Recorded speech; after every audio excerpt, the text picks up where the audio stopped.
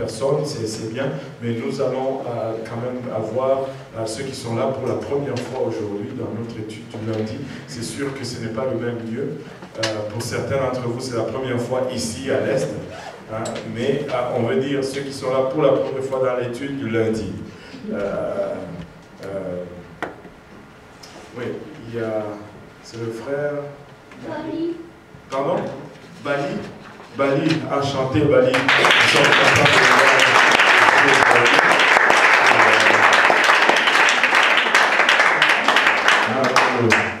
Et il y a la sœur Eugénie aussi qui est là pour la première fois.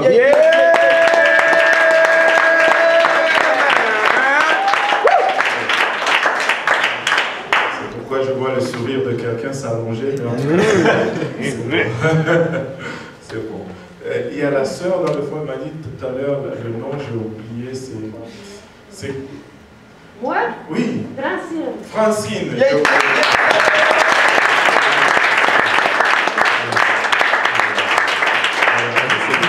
C'est pas la première fois, nous sommes les habitués du lundi soir. Pour ceux qui sont là à cette nouvelle baptise, qui sont là à l'Est pour la première fois, voulez-vous juste vous lever? On veut voir, juste vous lever. Oh, gloire à Dieu.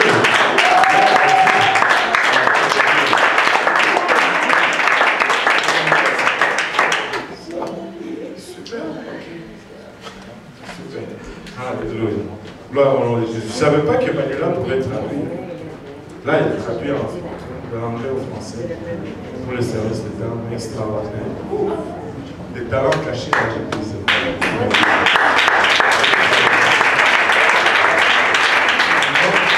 Aujourd'hui, ce que nous allons voir, c'est explorons la parole de Dieu, l'étude que nous allons entamer aujourd'hui. Explorons la parole de Dieu. C'est une étude qui est, au fond, bâtie sur 12 leçons. Et on appelle cela l'étude biblique domiciliaire ou l'étude biblique à la maison, parce que d'habitude, nous allons dans les maisons des gens, nous faisons cette étude. Bon, parce qu'il y a eu tellement de maisons que nous avons commencé à le faire lundi soir à l'église. Mais cela n'empêche que nous allons quand même dans les maisons, même maintenant. Nous visitons plusieurs maisons, nous faisons cela dans différentes maisons. Il est bâti sur 12 leçons, et avec les 12 leçons, tu traverses les grandes lignes de la Bible. Après avoir fait les 12 leçons, moi je peux te garantir une chose, c'est que tu peux naviguer dans ta Bible. Tu peux savoir quoi, tu ne vas pas tout connaître, mais tu vas savoir où chercher quoi dans ta Bible. Nous avons été motivés par plusieurs choses, et une de ces choses, c'est qu'en 1999, il y a eu un sondage qui était fait ici en Amérique du Nord, c'est-à-dire entre le Canada et les États-Unis. Et nous sommes où le sondage a révélé une chose. Et le sondage a révélé ceci, c'est que 90% de Nord-Américains pensent que la Bible est un livre sacré. Et 90% de Nord-Américains possèdent une version quelconque de la Bible chez eux à la maison. Mais à peine 2% de Nord-Américains lisent leur Bible, ce livre qu'ils considèrent comme étant un livre sacré. Ils ne le lisent pas. Et ce qui nous met en face d'un problème réel. On parle de la Bible, on connaît au sujet de la Bible, mais on ne sait pas ce que la Bible dit. Et ça nous met dans un état de beaucoup de confusion quant à la compréhension de qui est Dieu. Voilà. Cette étude est basée sur, au fond, 2 versets bibliques. Si on peut avancer le slide un peu. Voilà. Explorons la parole de Dieu est basée sur 2 versets bibliques.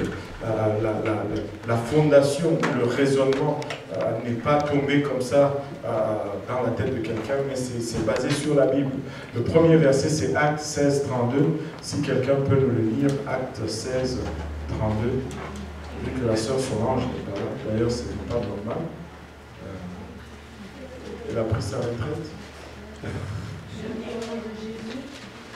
Et ils lui annoncèrent la parole du Seigneur ainsi qu'à tous ceux qui étaient dans sa maison. Et ils lui annoncèrent la parole du Seigneur ainsi qu'à tous ceux qui étaient dans sa maison. Ce verset nous donne un aperçu de ce qui s'est passé du temps des apôtres. À la naissance de l'Église, les apôtres n'avaient pas de bâtisse. Ils n'avaient pas de bâtiment. Tout ce qu'il y avait comme bâtiment, c'était le temple à Jérusalem ou différentes synagogues dans différentes villes. Ainsi, le premier chrétien vraiment tenait leur service de maison à maison. Ils allaient dans différentes maisons et ils partageaient la parole de Dieu dans la maison. Et ça a eu un effet très positif, ça a donné un bon résultat. C'est pourquoi nous retournons à cette méthode. C'est qu'il y a plusieurs choses qui arrivent lorsque tu fais une étude biblique dans la maison. La première des choses, c'est que tu amènes Dieu dans une maison. Au commencement était la parole était avec Dieu et la parole était Dieu. Jean 1, Jean 1, 1. Au commencement était la parole était avec Dieu et la parole était Dieu. Et quand tu amènes la parole de Dieu dans une maison, tu es en train d'amener Dieu dans cette maison. Tu amènes la consécration, tu amènes un temps où la famille se réunit ensemble autour d'une table et partage ensemble une parole qui est saine, qui est la parole de Dieu. Maintenant, il y a de ces gens, pour les amener à l'église, c'est très difficile, même si c'est bon pour eux. Ce n'est pas facile. Mais si on va chez eux, on peut leur amener la parole. Il y a eu des cas, des familles que j'ai été invité à faire une étude biblique. Au fond, on m'avait invité là-bas pour les enfants. Ils disaient qu'ils veulent l'étude biblique pour les enfants. Et quand j'arrivais là-bas, les parents allaient dans la chambre. Je dis, ok, j'ai quand même des enfants, je vais les enseigner. J'enseignais aux enfants, on avait vraiment du plaisir, c'était à Laval. Et après, je pense, 2 ou 3 leçons, le parent n'allait plus dans la chambre, il restait maintenant au salon, parce que nous, on était toujours assis à la table de la salle à manger. Parce que même quand ils allaient dans la chambre, ils écoutaient. Je m'assurais de parler fort pour qu'ils m'entendent. Quand ils ont commencé à s'asseoir dans le salon, tranquillement, ils ont commencé à intervenir un petit peu. Et après, ils s'assoyaient autour de la table avec nous et ils suivaient l'étude. Vous voyez, c'est des choses qui ne peuvent pas arriver si nous sommes restés seulement à l'église. Et je vais vous donner un petit secret juste en partant, comme on ouvre cette étude. Le but de cette étude, pourquoi vous êtes là? Et pourquoi vous êtes là gratuitement?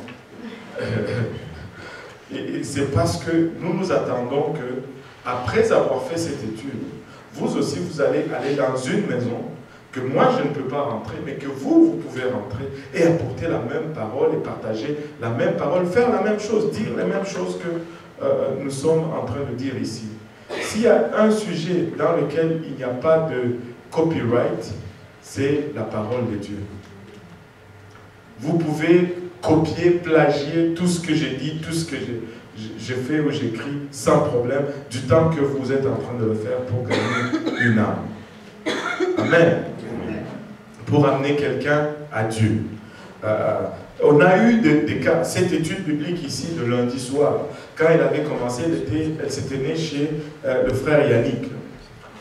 Après, ça s'est déplacé vers chez le frère Apo. Mais quand on était chez le frère Apo, il y avait quelque chose de particulier qui s'était passé là-bas. Je raconte toujours cet exemple. Quand on faisait l'étude, c'était un petit appartement une chambre à coucher, un petit salon à peine pour 2 pieds et tout, et une petite salon, mais on était 2 fois là-bas, 38 personnes, déjà même sur le balcon. Et c'était fou, c'était fou.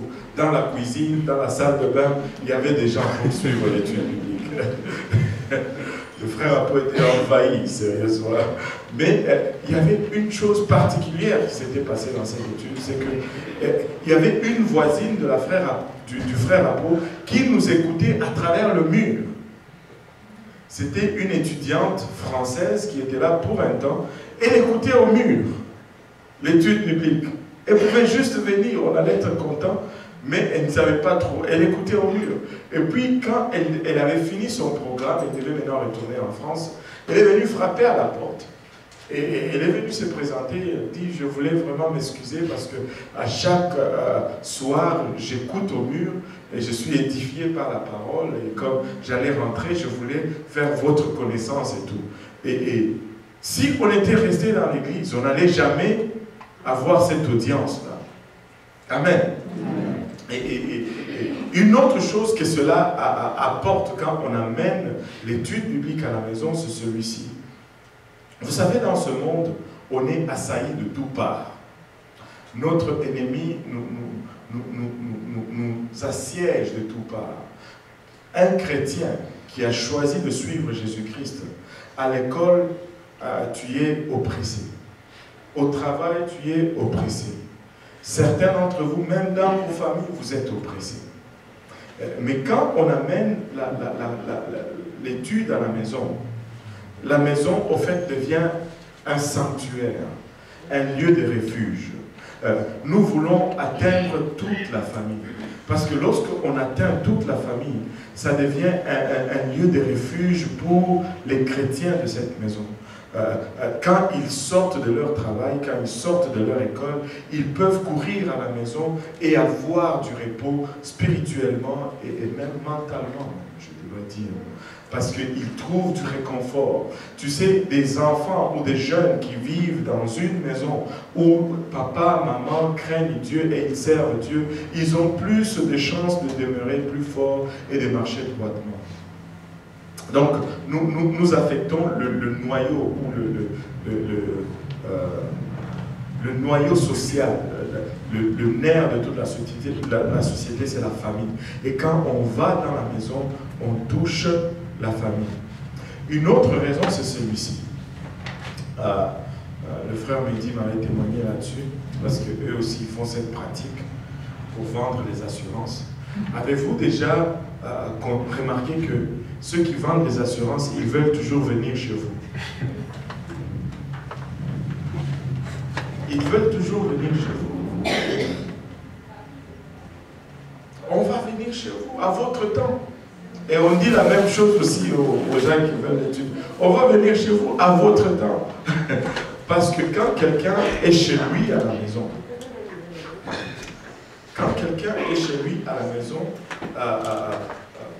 on est dans la zone de confort. Et quand on est dans la zone de confort, la garde est baissée.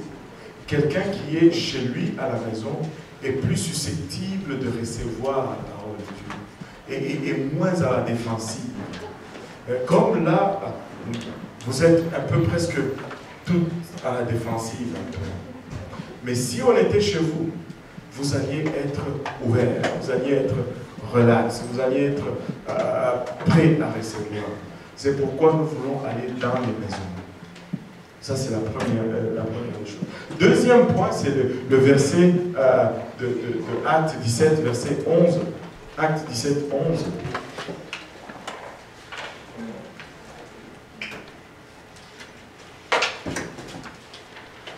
Quelqu'un? Ces Juifs avaient des sentiments plus nobles que ceux de Thessalonique, qui reçurent la parole avec beaucoup d'empressement, et ils examinaient chaque jour les Écritures, pour voir si ce qu'on leur disait était exact. Waouh! Ce que nous voulons créer, et ce que cette étude biblique est conçue pour faire, c'est de créer en vous le désir de lire votre Bible. Parce que vous devez lire votre Bible. Regarde ton voisin, dis-lui, tu dois lire ta Bible. Et cela à chaque jour. Kila siku yendayo kwa Mungu. Chaque jour, tu dois lire ta Bible. Alors que je veux dans votre attention, tu dois la lire chaque jour. Tu dois lire chaque jour ta Bible. Amen. C'est très important. Nous allons créer le désir. Au fond, avec cette étude, nous démystifions un peu la Bible. La Bible semble un livre très compliqué, mais c'est parce que les hommes l'ont rendu compliqué. Dieu veut que nous le connaissions et il ne nous a pas donné un outil compliqué pour que nous ne puissions pas le connaître. Ça ne fait aucun sens. Mais il y a tellement de fausses doctrines et de fausses pratiques qui rendent la Bible presque inaccessible au commun des mortels. Mais la Bible a été conçue pour que le commun des mortels puisse la lire et la comprendre. Tu n'as pas besoin d'aller à l'école de théologie pour comprendre ta Bible. Pas du tout. Maintenant, la Bible nous dit dans Actes 17:11 que ce chrétien avait des sentiments plus nobles que ceux de Thessalonique. Ce chrétien était des Béréens. Si vous lisez le verset avant, Paul et Silas sont allés à Bérée et ils ont trouvé des Béréens qui avaient des sentiments plus nobles que ceux de Thessalonique. Qu'est-ce qu'ils faisaient? Ils examinaient combien de jours? Chaque jour les Écritures. Pourquoi? Pour voir si ce qu'on leur avait dit était exact. Mais non, je veux vous dire ce que plusieurs prédicateurs ne vont pas vous dire. Ne prenez pas ce que moi je vous dis pour acquis. Allez examiner pour vous-même. Sortez votre Bible. Je peux vous raconter n'importe quoi. Je peux vous mentir. N'est-ce pas, maman Alice? Ah ben, c'est ça. Je peux vous mentir. Maman Alice est un peu... je ne peux pas mentir parce que je veux aller au ciel. Mais je peux vous mentir. C'est une possibilité. Vous devez tout vérifier pour vous-même. Vous devez lire votre Bible pour vous-même, pour voir si ce que je vous dis est vrai. La seule façon de voir si ce qu'on vous dit est vrai, c'est d'ouvrir votre Bible. Si vous ne l'ouvrez pas, vous allez être pris. Vous allez être induit en erreur. Vous devez lire votre Bible. Je ne sais pas si j'ai été assez insistant là-dessus, mais vous devez lire votre Bible chaque jour. Chaque jour. Amen. Amen. Donc, nous voulons créer ce désir de lire la Bible chaque jour. Amen. Maintenant, si nous regardons la Bible en tant que telle, et nous allons voir qu'elle est divisée en deux grandes parties, l'Ancien et le Nouveau Testament, élémentaire. Mais si nous regardons le Nouveau Testament, si nous voulons le saisir et le comprendre tous les événements qui se sont passés dans le Nouveau Testament, nous devons faire un exercice très important. Nous devons regarder ce qui caractérisait la relation entre Dieu et l'homme. La relation entre Dieu et l'homme a évolué et si nous regardons les caractéristiques de cette relation, cela va nous permettre de comprendre plusieurs événements qui se sont passés dans l'Ancien Testament. Ainsi, si nous regardons l'Ancien Testament, nous allons relever 4 types de relations entre Dieu et l'homme. La première relation est définie par l'innocence, ou est basée sur l'innocence. Quand l'homme a été créé, il était placé dans le jardin d'Éden, il était innocent. Il ne connaissait ni le bien ni le mal. Et c'est ce qui guidait ou qui gérait sa relation avec Dieu. Parce qu'il était innocent, il ne faisait pas le mal qu'il ne connaissait pas. Et donc, il avait une relation avec Dieu. Et cette période a duré, on ne sait pas combien de temps. La Bible ne nous permet pas de déterminer vraiment combien de temps l'homme et la femme sont restés dans l'état d'innocence. Moi, j'ai toujours présumé que c'est plutôt court que long. Mais je peux me tromper là-dessus, c'est pas grave. Je pourrais aller quand même au ciel, même si je me trompe là-dessus. C'est pas une question de salut. Voilà. Je pense que c'était plutôt court que long. Pourquoi? Parce qu'ils n'ont même pas eu le temps de faire leur premier enfant dans le jardin. On va voir que leur premier enfant a été conçu en dehors du jardin. Voilà. Il y a des gens qui se questionnent à l'extérieur. Si quelqu'un peut juste leur parler et les inviter, ça serait bon aussi. Alléluia. Gloire au nom de Jésus. Et votre regardez-moi ici.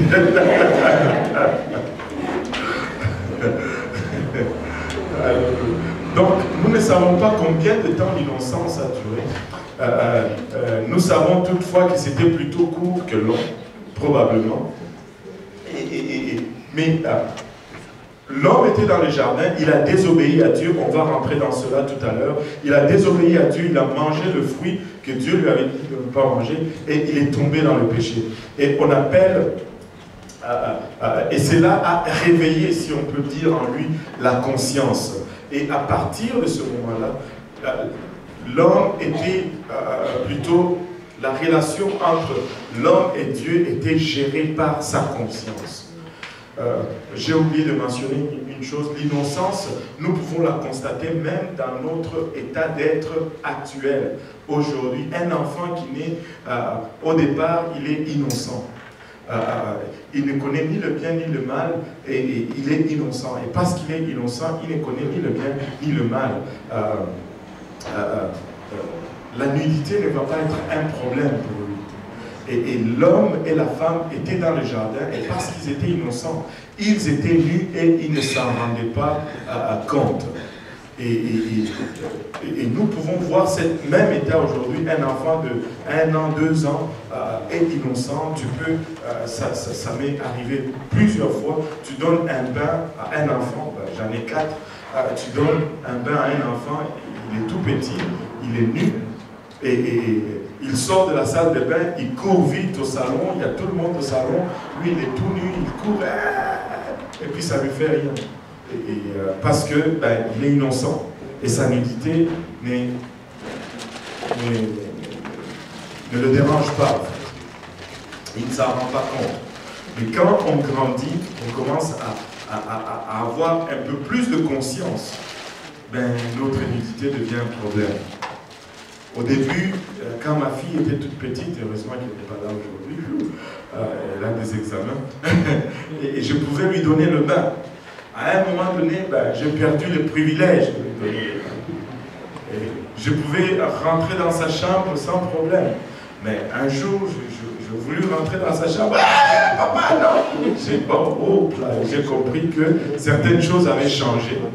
Et donc, l'innocence était partie. Amen. Là, vous le comprenez.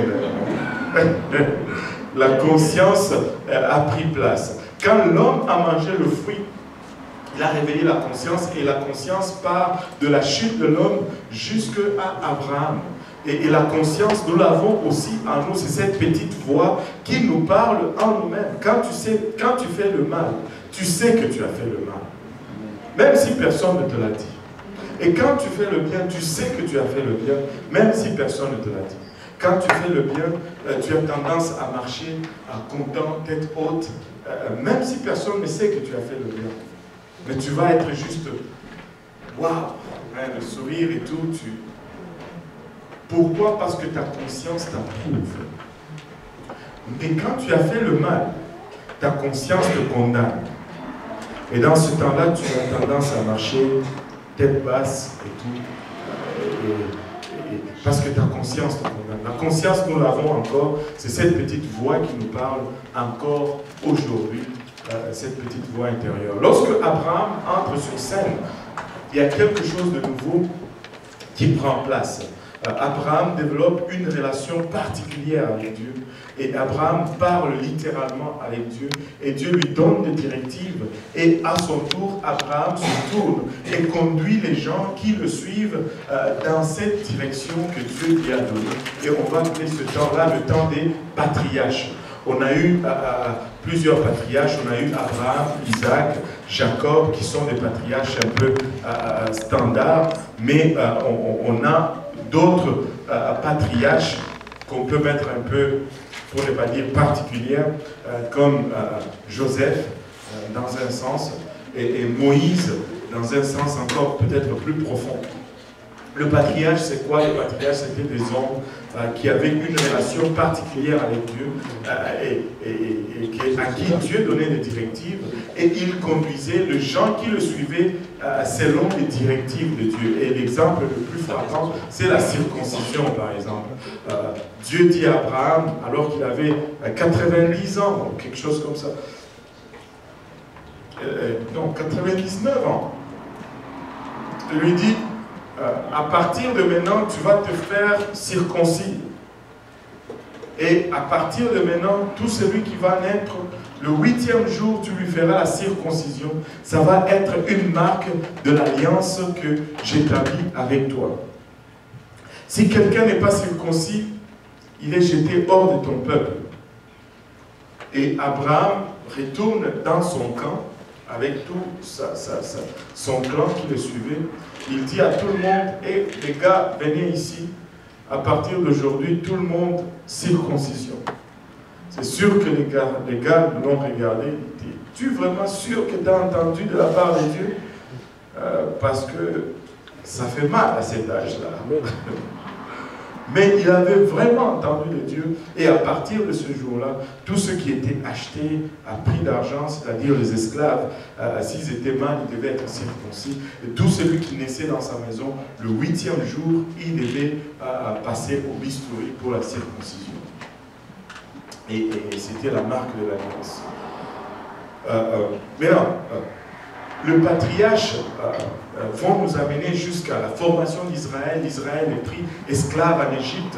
Et là, Moïse conduit les peuples hors de l'Égypte, hors de l'esclavage de l'Égypte.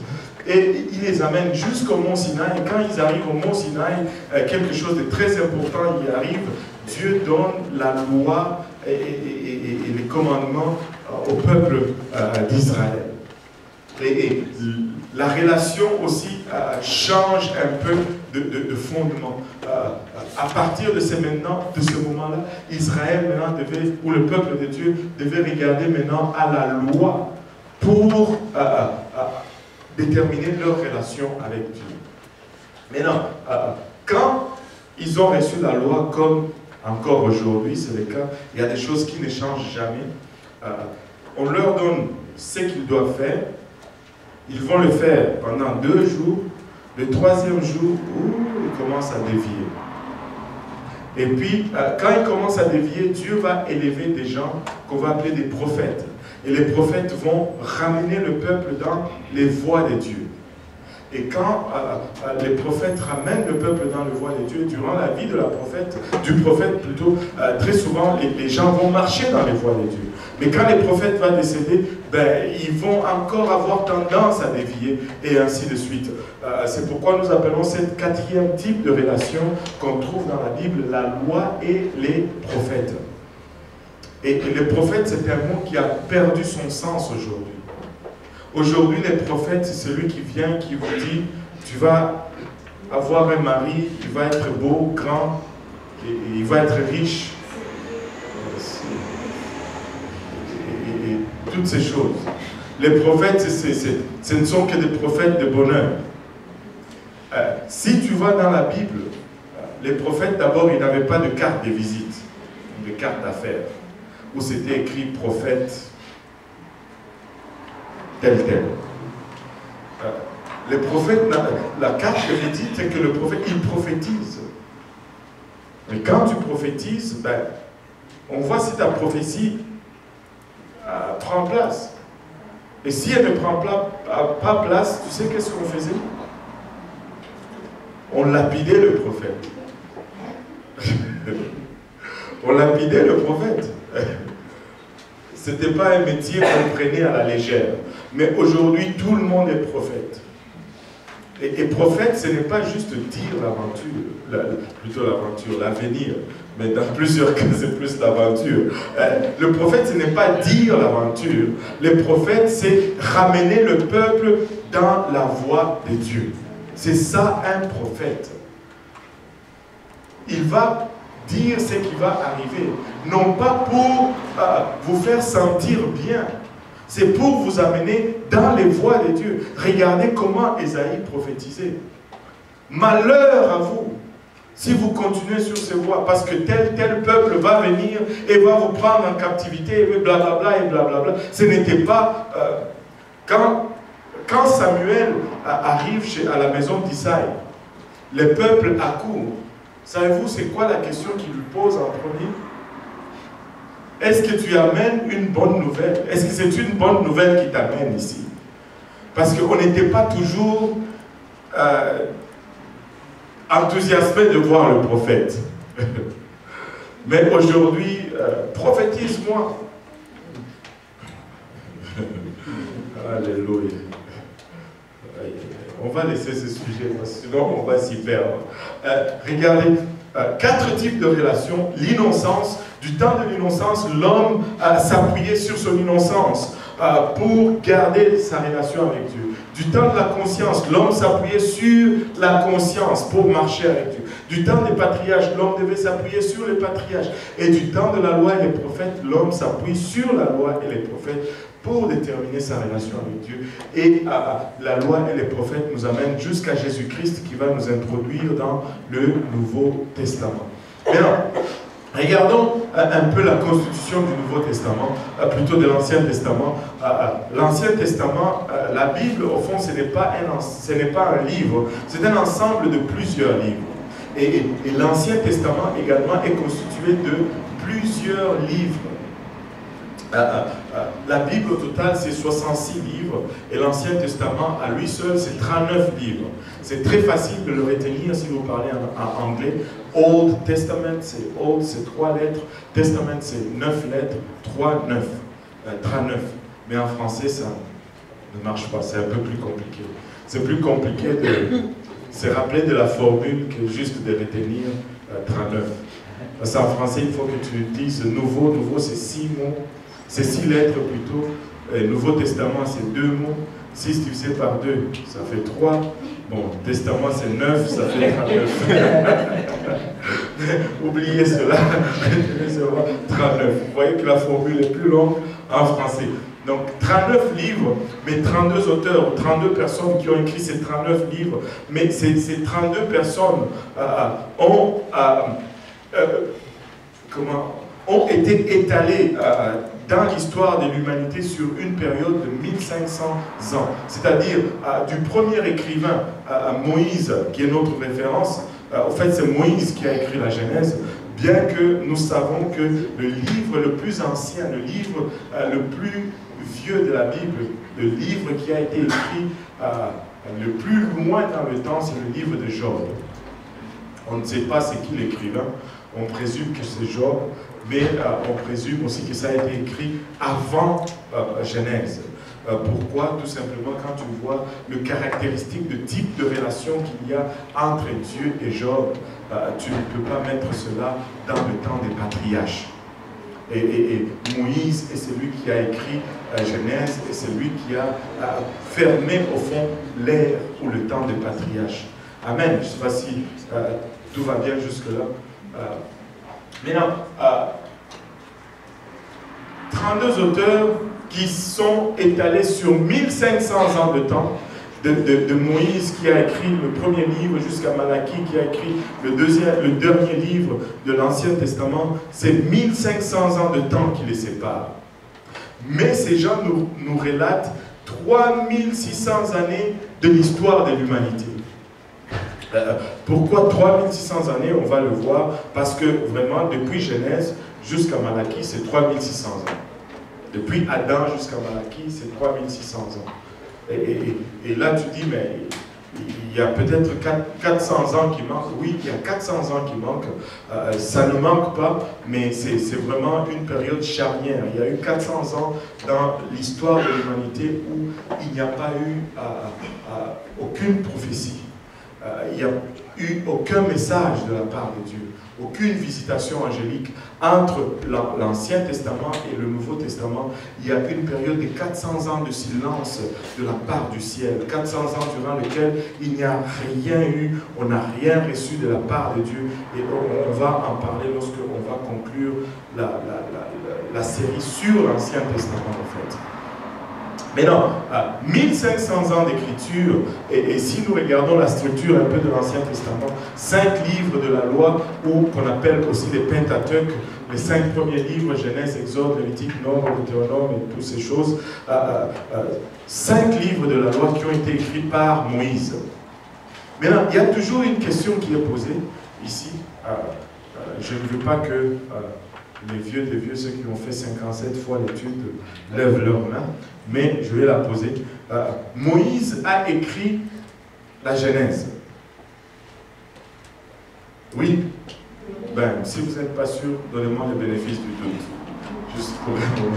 Moïse, c'est lui qui a écrit la Genèse. Mais non, Moïse, si tu le regardes par rapport à la création, il vient presque 2000 ans après Adam. Comment ça se fait que c'est lui qui a écrit Genèse? Toi, tu vas répondre juste comme ça. Donne la chance à personne.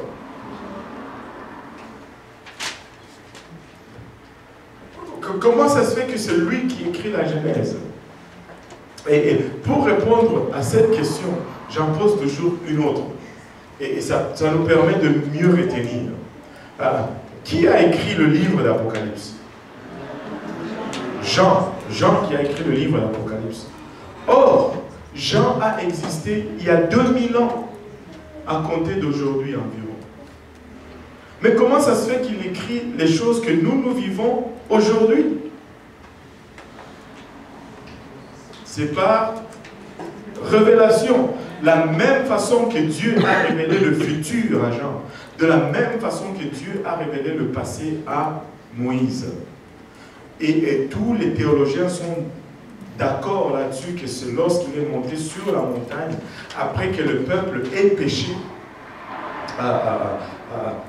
et refusé d'entrer dans la terre promise. Maintenant, Dieu voulait les nettoyer, parce qu'il en avait assez. Moïse a plaidé pour le peuple, et finalement, Dieu leur a permis de rentrer. Et Moïse est remonté encore sur la montagne pour avoir un autre set de 10 commandements. Et là, il a commencé à avoir une conversation avec Dieu. Je pense que c'est Genèse, plutôt Exode. Exode 32, 33, vers la fin.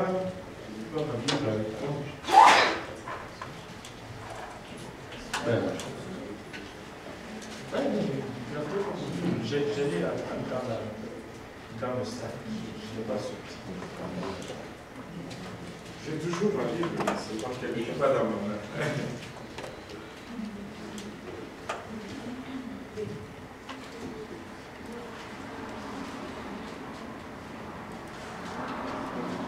Tu l'as déjà 33. Bon, voilà. Vas-y, c'est ton livre. 33 à partir du verset 17.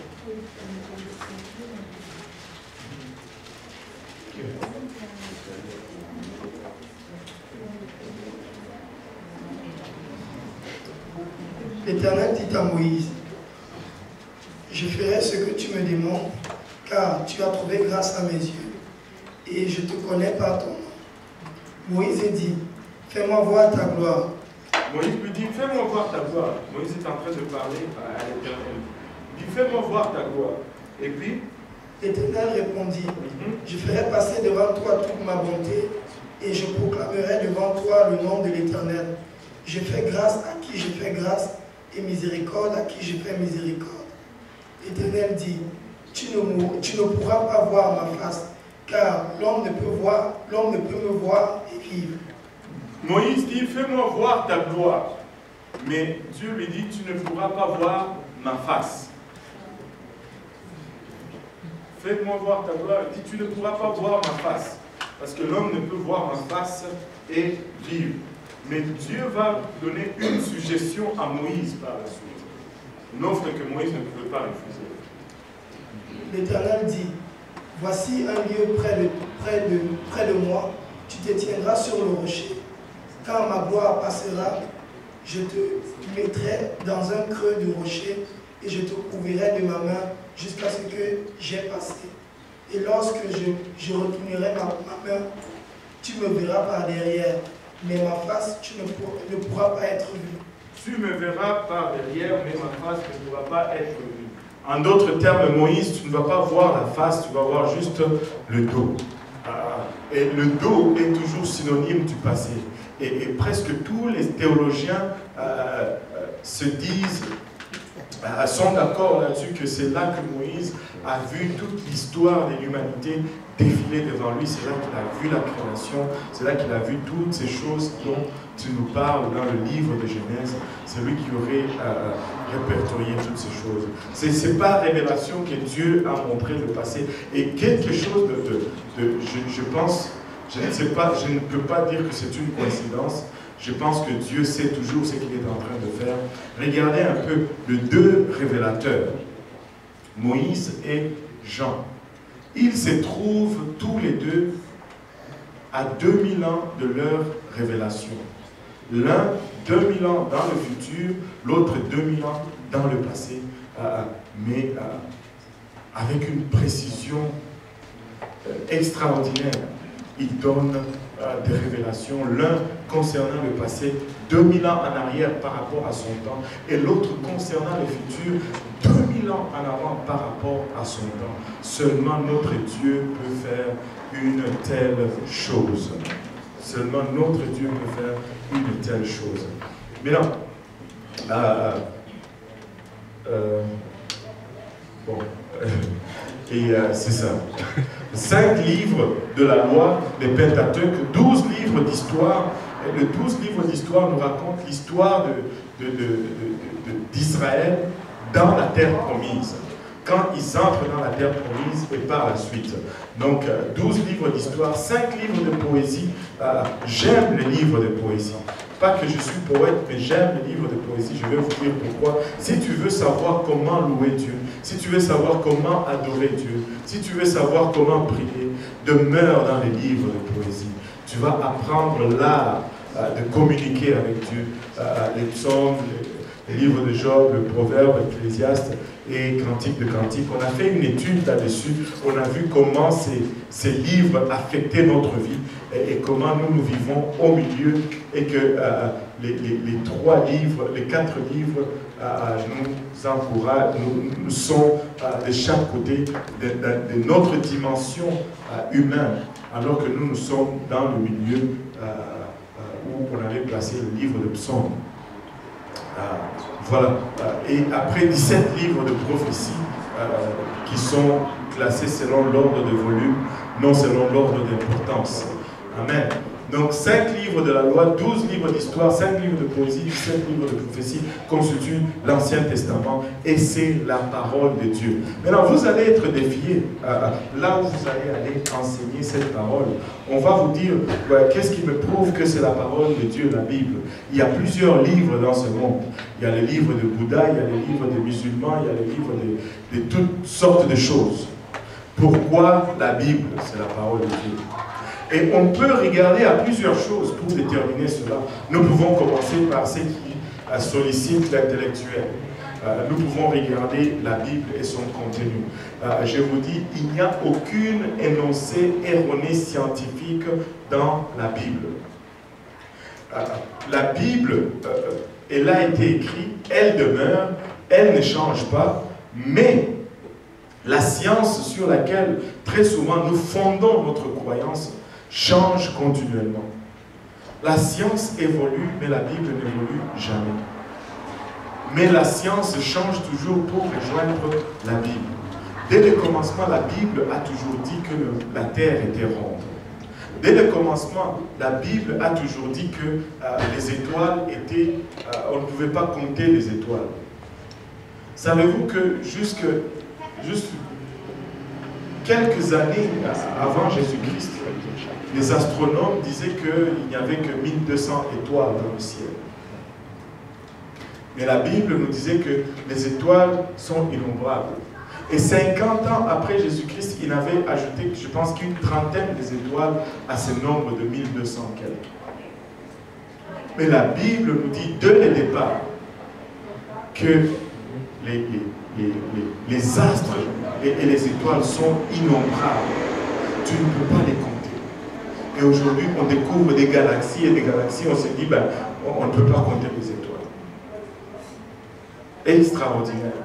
Extraordinaire. La Bible nous parle de plusieurs choses que la science rejetait dans le temps, mais la science a dû changer pour rejoindre la Bible. Ça me fait toujours sourire quand tu vois le progrès humain et les déclarations de la Bible. La Bible nous dit que la vie de l'homme se trouve dans le sang. Et c'est le cœur qui circule le sang. Savez-vous que jusqu'il n'y a pas très très longtemps, l'homme pensait que quand tu as la grippe, au fond c'est ton sang qui était un problème. On devait te vider d'un peu de sang pour baisser. Quand on te vidait de ton sang et que la température de ton corps baissait, ils pensaient qu'ils étaient en train de te soigner. Alors qu'ils étaient en train de te refroidir, littéralement. C'est fou. C'est fou.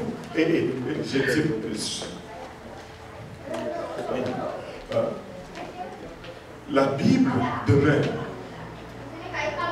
Il y a l'histoire de la circoncision que j'aime toujours raconter. Dieu dit à Abraham, le 8e jour, circoncision. Pas le 7e, pas le 6e, pas le 12e, pas le 20e, le 8e jour. Pourquoi le 8e jour? La science aujourd'hui nous le dit, à cause d'une chose ou d'un élément dans le corps humain qu'on appelle la vitamine K.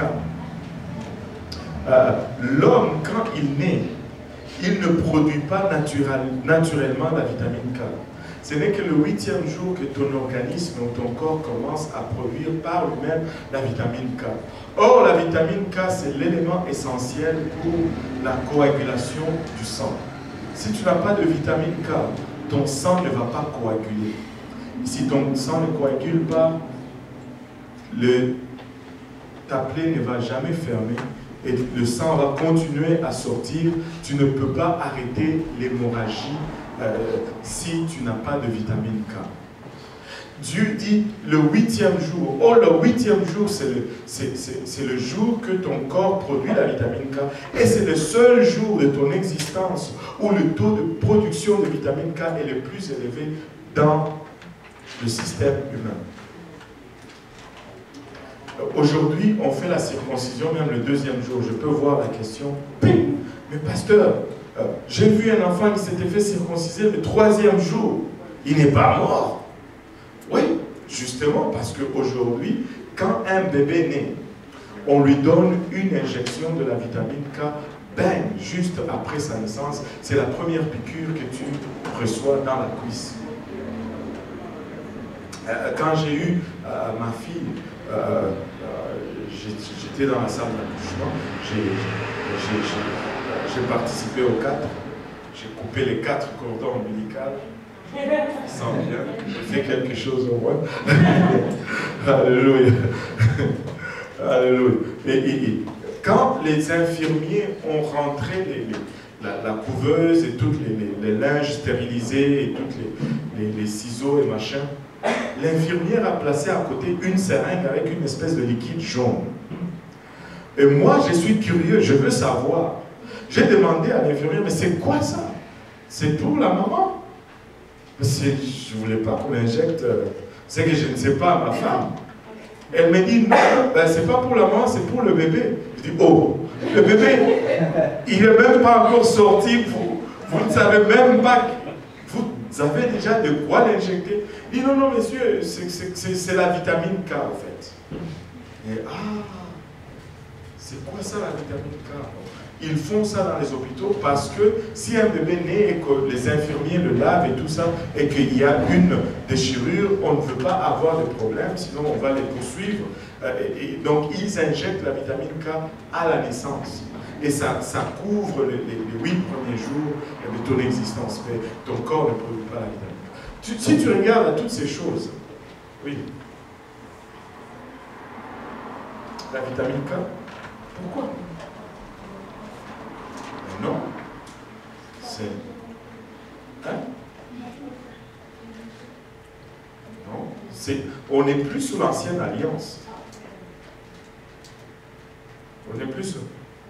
Colossiens 9. Colossiens 2, 9. On va le lire rapidement.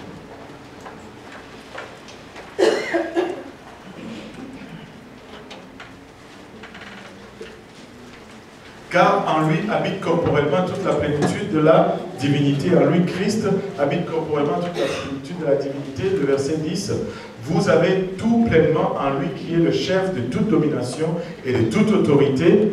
11, et c'est en lui que vous avez été circoncis, d'une circoncision que la main n'a pas faite, mais de la circoncision de Christ qui consiste dans le dépouillement du corps de la chair. Et le verset 12, ayant été enseveli avec lui par le baptême, vous aussi êtes aussi ressuscités. Quand nous sommes baptisés, c'est la circoncision, c'est la nouvelle alliance. Et le sabbat, c'est le repos. Il y avait deux marques de l'alliance, le sabbat, la circoncision. Baptême d'eau, baptême du Saint-Esprit. Il ne faut pas confondre les alliances. Tu peux te faire circoncire, c'est correct. Mais ce n'est pas parce que tu n'es pas circoncis aujourd'hui que tu n'iras pas au ciel. Amen. Amen. Bon, on revient à notre truc.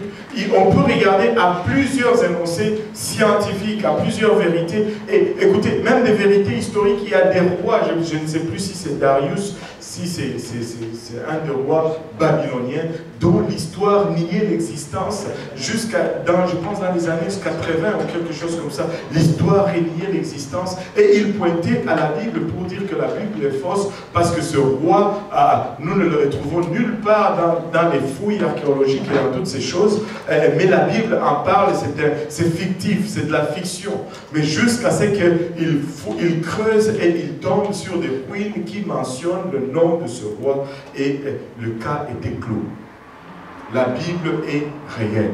Nous pouvons nous appuyer sur cela pour démontrer que la Bible est vraie. Mais regardons plutôt ce qu'elle dit dans 2 Pierre chapitre 1, verset 20 et verset 21, si quelqu'un peut me le lire à haute voix.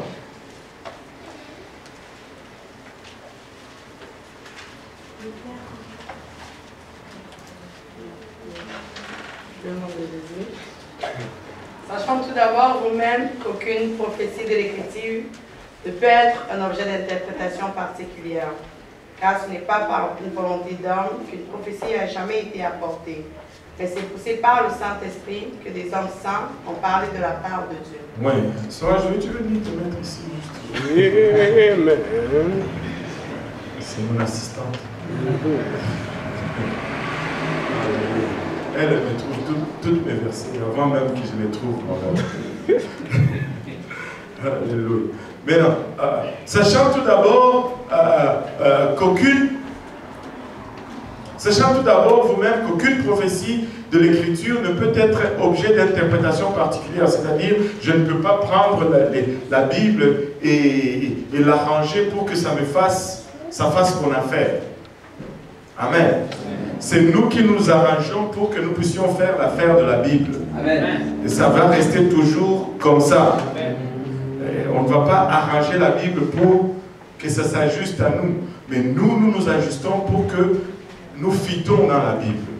Amen. Et par la suite, car ce n'est pas par une volonté d'homme. Ces hommes n'ont pas écrit d'eux-mêmes qu'une prophétie n'a jamais été apportée, mais c'est poussé par le Saint-Esprit que les hommes ont parlé de la part de Dieu. Ces gens qui ont écrit, ils n'avaient dans certains cas même pas la foi dans ce qu'eux-mêmes disaient ou écrivaient. Mais parce que c'était inspiré de Dieu. Et le mot poussé ici, ça fait référence à une barque qui est sur l'eau, qui n'a pas de gouverne, et le vent souffle, et la barque va dans une direction qu'elle n'a pas choisie, alors qu'elle n'a pas déterminée, et tout simplement. Il y a plusieurs cas que tu peux voir dans la Bible, des gens qui ont dit des choses dans lesquelles eux-mêmes ne croyaient pas. Et moi, j'aime souvent Pierre sur ce cas-là. Dans Actes chapitre 2, il dit « Répentez-vous, que chacun de vous soit baptisé au nom de Jésus-Christ pour le pardon de vos péchés et vous recevrez le don du Saint-Esprit, car la promesse est pour vous, pour vos enfants et pour tous ceux qui sont au loin, à un aussi grand nombre que le Seigneur notre Dieu les appellera. » Mais au chapitre 10, quand le Seigneur l'envoie maintenant au loin pour chercher les autres, il commence à hésiter. Non Seigneur, eux ce sont des païens. Moi, je n'ai rien à faire avec les impurs. Et Dieu lui dit, ce que j'ai purifié, tu ne l'appelles pas impur. Nous sommes aussi partisans de l'alliance. Nous faisons partie de l'Alliance. Et il a dit, il a écrit des choses dans lesquelles lui-même ne croyait pas au fait. Et finalement, Dieu l'a convaincu, il est allé et Corneille est devenu le premier chrétien non juif. Maintenant, regardons 2 Timothée 3,16.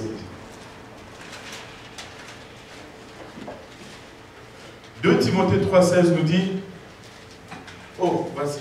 L'écriture est inspirée, est-il pour enseigner, pour convaincre, pour corriger, pour instruire dans la justice, afin que l'homme de Dieu soit accompli et propre à toute œuvre. Toute écriture est inspirée de Dieu. Combien d'écritures? Toutes. Il n'y a pas d'écritures qui ne sont pas inspirées. Enfin, je veux dire, dans la Bible. Toute écriture est inspirée de Dieu. Mais les écritures ont différentes utilités. Est-ce que tu peux me mettre les 2 versets en même temps? 2 Timothée et 1 Pierre. 16 et 17. Toute écriture est inspirée de Dieu et utile. Toute écriture est utile, mais très souvent, quand nous ne attribuons pas la bonne utilité, nous pensons que ce n'est pas pour nous. C'est pour nous aussi. Mais il y a plusieurs utilités. Toute écriture est inspirée de Dieu et utile. 4 raisons, la Bible nous donne 4 raisons ici pour enseigner, pour convaincre, pour corriger et pour instruire dans la justice. 4 choses, afin que l'homme de Dieu soit accompli et propre à toute bonne œuvre. C'est-à-dire que l'homme de Dieu soit prêt à faire des bonnes œuvres. Nous sommes appelés à faire des œuvres comme enfants de Dieu. Amen. Amen. Les gens vont vous dire, tu es sauvé par la grâce, tu n'as pas besoin des œuvres. Oui, c'est parce que je suis sauvé par la grâce que j'ai besoin des œuvres. Parce que si je suis sauvé, ma grâce va produire des œuvres. La grâce n'est pas une licence pour pécher. La grâce n'est pas une permission ou une autorisation pour ne pas faire la volonté de Dieu. Regardez, pour enseigner, enseigner, c'est-à-dire des choses que nous devons connaître. Pour convaincre, c'est des choses que nous ne devons pas connaître. Plutôt, j'utilise le mauvais mot. Croire, plutôt. Enseigner, c'est des choses que nous devons croire. Convaincre, c'est des choses que nous ne devons pas croire. La Bible nous dit en quoi croire, et la Bible nous dit en quoi ne pas croire. Pour corriger, c'est des choses que nous ne devrions pas faire. Des fois, nous faisons des choses que nous ne devrions pas faire. La Bible va nous corriger. Et pour nous instruire, c'est des choses que nous devons faire. Elle va nous dire quoi faire, elle va nous donner instruction.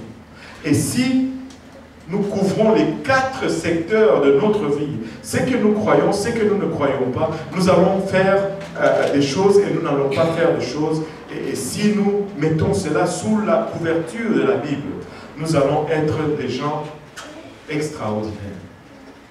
Et nous allons produire des bonnes œuvres. La grâce est là pour nous enseigner. La grâce, ce n'est pas une licence pour ne pas pécher. Pour pécher plutôt. Regardez, c'est Tite 2, je pense. Tite 2, 11, si je ne m'abuse. Là, je sors un peu de ma leçon d'aujourd'hui. C'est ça. Donne-moi 12 aussi. Peut-être qu'on va lire plus. Tata Solange, comment? Tu me laisses tomber là? Dans la face de Dieu,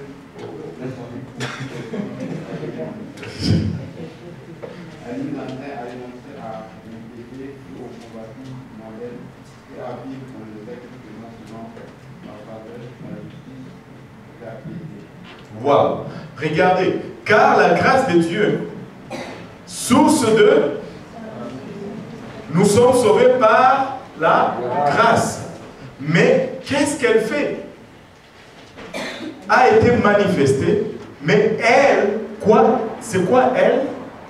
La grâce. Elle nous enseigne. La grâce nous enseigne À faire quoi? À renoncer à l'impiété. Quelqu'un qui a été sauvé, qui a hérité de la grâce, il ne va pas vivre comme un impie. Il va mener une vie de sainteté parce que la grâce enseigne la sanctification. Elle nous enseigne à renoncer à l'impiété et aux convoitises mondaines. Amen. C'est pas moi ça, c'est votre Bible. et à vivre dans les siècles présents selon la sagesse, la justice et la piété. Waouh! Extraordinaire. Est-ce que quelqu'un peut dire extraordinaire? Extraordinaire. Moi, je trouve ça extraordinaire. Et là, partout, on crie, oh, la grâce, la grâce, la grâce. Tu n'as pas besoin de faire ça pour être sauvé. Non, ce n'est pas parce que j'ai fait que ce n'est pas ça qui me sauve. Au fond, le fruit ou les œuvres ne précèdent pas la grâce. Les œuvres suivent la grâce. Et si les œuvres ne suivent pas, on se demande si la grâce a été acceptée. Parce que les œuvres qui suivent sont les témoignages que la grâce a été acceptée. Si tu ne produis pas les œuvres, c'est parce que tu n'as pas accepté la grâce. Tu n'acceptes pas les enseignements de la grâce. Tu vois? La grâce, ce n'est pas une licence pour vivre dans la débauche. Je ne sais pas d'où ça vient, mais c'est là. C'est là. Alléluia. Et maintenant, toute écriture est inspirée de Dieu. Si toute écriture est inspirée de Dieu, combien d'écritures restent sans inspiration de Dieu? Zéro. Maintenant, d'autre part, on va vous défier, on va vous dire que, oh oui, la Bible, oui, nous croyons qu'elle a été inspirée de Dieu. On va vous dire cela, mais qu'elle a été falsifiée. Elle a été falsifiée, elle a été changée. Qu'est-ce que vous allez leur donner comme réponse? Au fait, pour qu'on atteste d'une falsification, la première chose, c'est de prendre l'original et le falsifier, la copie falsifiée, et de relever les différences.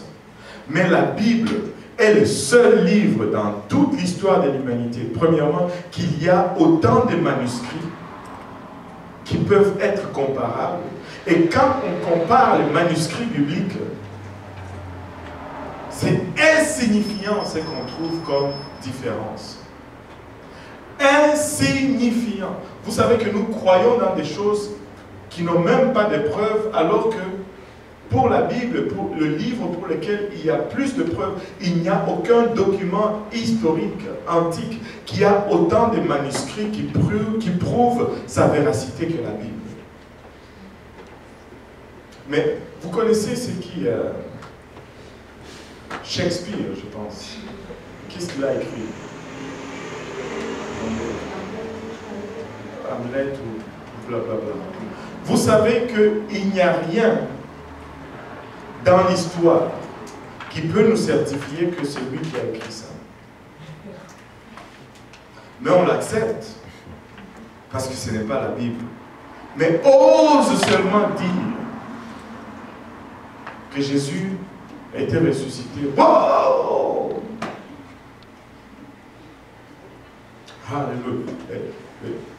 On ne peut pas prouver la falsification avec les documents ou les manuscrits. Le livre d'Ésaïe, pour un moment, a été sujet à controverse. Parce qu'il parle du roi Darius, avant son existence. Et nomme même son nom. Notre Dieu est extraordinaire. Il dit, je t'ai suscité Darius, blablabla, blablabla. Mais pour longtemps, les historiens disaient, ouais, tous les manuscrits qu'on a datent de tel, et puis ben, ils ne sont pas complets. Et puis, ben, ce roi-là, comment est-ce qu'on peut connaître le roi, le nom du roi avant son existence? Vous savez, premièrement, je pense que c'est de lui dont on disait que c'est de la fiction. Premièrement, on a trouvé les archives qui confirmaient qu'il a existé. Deuxièmement, on a finalement trouvé un manuscrit complet de tout le livre d'Ésaïe. Complet. Extraordinaire. Extraordinaire. Nous pouvons regarder à autre chose. Par exemple, si nous regardons du point de vue scientifique toutes ces déclarations qui change. Si la Bible avait été falsifiée, ou pourrait être falsifiée, on allait aussi les changer. Mais des gens se sont attaqués à la crédibilité de la Bible. Il n'y a pas un livre qui est aussi attaqué que la Bible. Des gens comme Voltaire, qui disait qu'après que j'ai publié tous mes manuscrits, 50 ans après, pas une seule Bible ne sera vendue sur la face de la terre. Voltaire est mort, je ne sais pas si vous avez déjà lu le manuscrit de Voltaire, mais moi je pense que si je suis passé par-dessus, je ne me rappelle même plus c'est quoi. Mais, pardon? Amen. La seule chose que je me rappelle de Voltaire, c'est quelque chose que j'ai lu. Je ne sais pas même si c'est de lui. J'ai lu dans le livre Le Misérable, on est né à Nanterre, c'est la faute à Voltaire, et quelque chose, c'est la faute à Rousseau. Quelque chose comme ça. C'est tout.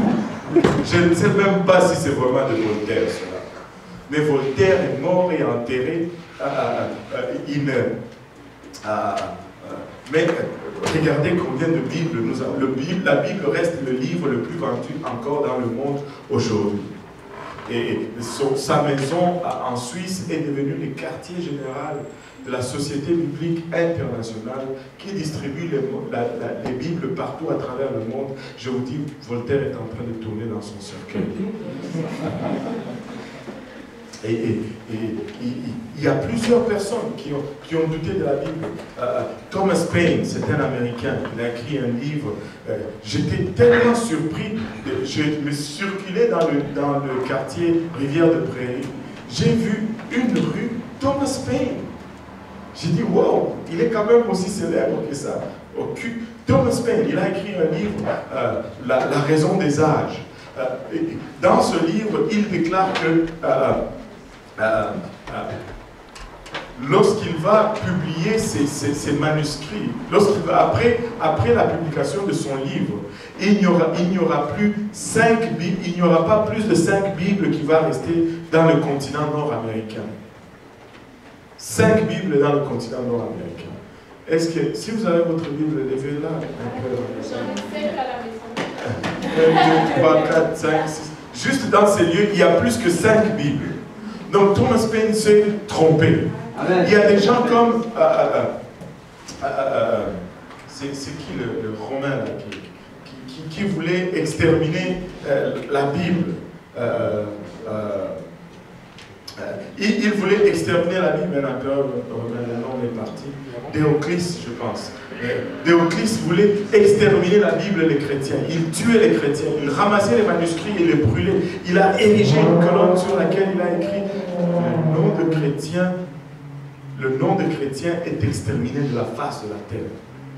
Malgré qu'il a utilisé la puissance économique et la puissance militaire de Rome, savez-vous quoi? Rome est tombée, les chrétiens sont encore là et la Bible demeure encore aujourd'hui.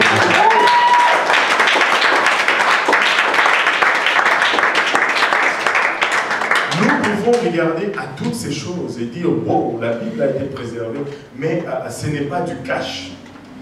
Pour moi, le cash, c'est la parole de Dieu. Le cash, c'est la parole de Dieu. Psaume 12, versets 7 et 8. Les paroles de l'Éternel sont des paroles pures. Un argent éprouvé sur terre, au creuset, et 7 fois épuré. Waouh, les paroles de l'Éternel sont des paroles pures. Un argent éprouvé sur terre au creuset et 7 fois épuré. Finis d'abord la lecture et puis je vais paraphraser. Toi, Éternel, tu les garderas, tu les préserveras de cette race à jamais. De cette race à jamais. Nous avons la promesse de Dieu lui-même qu'il va garder sa parole et qu'il va la préserver depuis cette race-là à jamais. Ça, c'est plus sûr que toute la connaissance historique de Déoclès. Écoutez, on peut s'appuyer sur la promesse de Dieu. Amen. Si lui dit qu'il va garder sa parole, il va la garder. Si tu vois ce qu'elle a traversé comme histoire, il n'y a rien qui a pu la garder si ce n'est la main de Dieu lui-même. Écoutez, la Bible est un livre extraordinaire. Elle a été écrite par toute une panoplie de gens. 32 auteurs qui ont vécu dans des époques différentes, qui sont venus des classes sociales différentes. On a eu de toutes sortes de gens. On a eu des riches qui ont écrit, des gens très très riches, extrêmement riches, les gens les plus riches de la face de la terre, qu'il n'y aura jamais de riches comme eux qui ont écrit. Mais également aussi les gens les plus pauvres dans leur misère ont écrit. Les gens les plus instruits ont écrit ce livre-là. Et les gens qui n'ont jamais hissé leur front culotte sur un banc d'école, ils ont également écrit. Des profanes ont écrit. Des sacrificateurs et des prophètes ont écrit également. Des gens libres dans les pays que Dieu leur a donné ont écrit. Mais des gens aussi esclaves loin de leur demeure ont également écrit. Des gens dans les prisons ont écrit. Les gens jouissant des bénédictions de Dieu ont écrit. On allait s'attendre qu'une grande confusion allait émerger de ces Écritures. Mais quand tu lis ce livre, c'est une seule pensée, une seule histoire, une seule personne, un seul Seigneur, Jésus-Christ, un seul plan de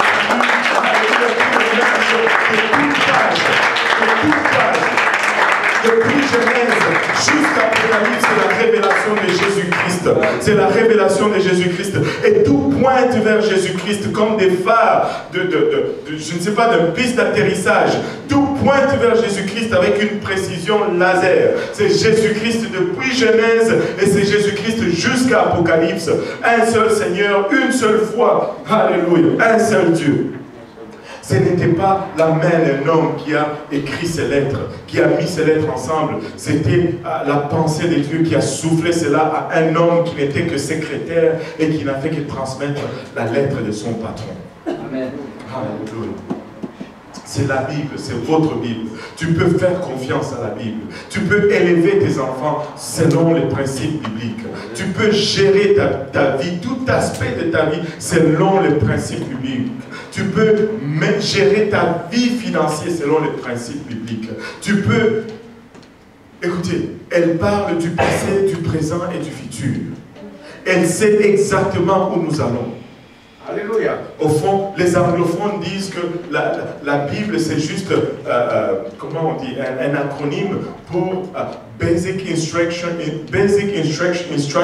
Before Leaving Earth. Les directives primaires avant de quitter la terre. Avant de quitter la terre, tu dois appliquer ces instructions. Ne quitte pas la terre sans avoir appliqué ces instructions. Amen. C'est votre Bible. Maintenant, après avoir présenté votre Bible, après vous avoir montré qu'elle était vraiment un livre saint, un livre sacré, un livre qui n'a pas été falsifié, un livre qui n'a pas été écrit par l'intelligence humaine. Écoutez, Abraham ne savait même pas c'était quoi une vitamine. Encore moins la lettre K. Pauvre lui. On lui a dit le 8e jour, le 8e jour. Il y a plein de choses comme ça. Et c'est extraordinaire. Votre Bible, et vous pouvez faire confiance en votre Bible. Amen. Alléluia. Dis à ton voisin, tu peux faire confiance en ta Bible. S'il te plaît, lis-la chaque jour. Lis-la chaque jour. Maintenant, on va commencer là où tout le monde devrait commencer. Les temps est un peu avancé, mais on va introduire au moins le premier jour aujourd'hui.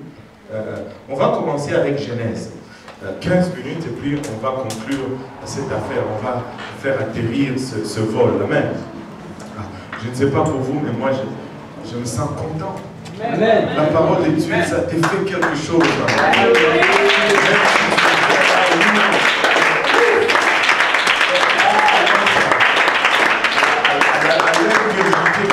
À partager, il y a quelque chose qui commence juste à balbutier en toi. C'est quelque chose qui commence à faire bouc en toi. Et tu as juste le goût juste même de t'élever et de faire de t'asseoir. Et c'est correct. Si cette envie-là te tient, Lève-toi, et assieds-toi. On va continuer, c'est correct. Alléluia. Là où est l'Esprit de Dieu. Alléluia.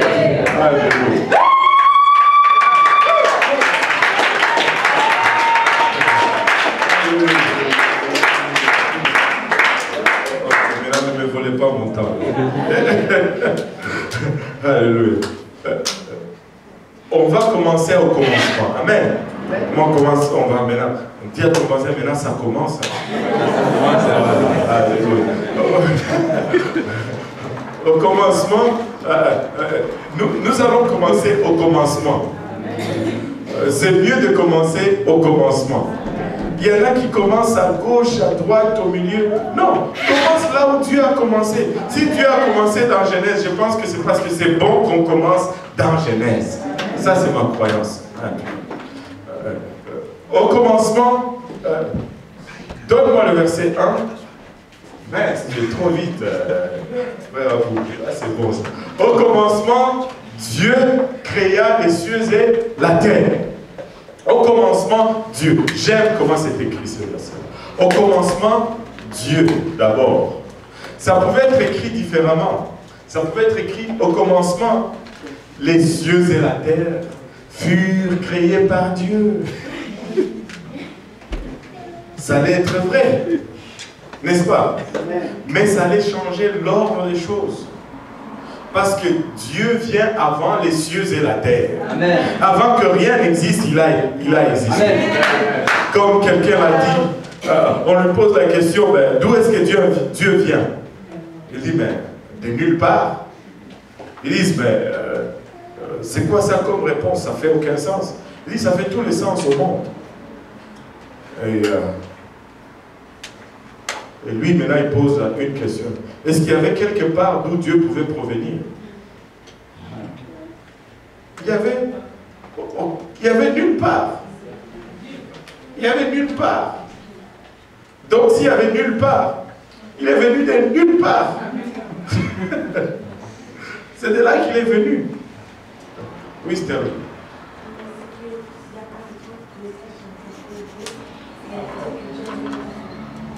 Dieu était quoi? Une métaphore. C'est quoi une métaphore?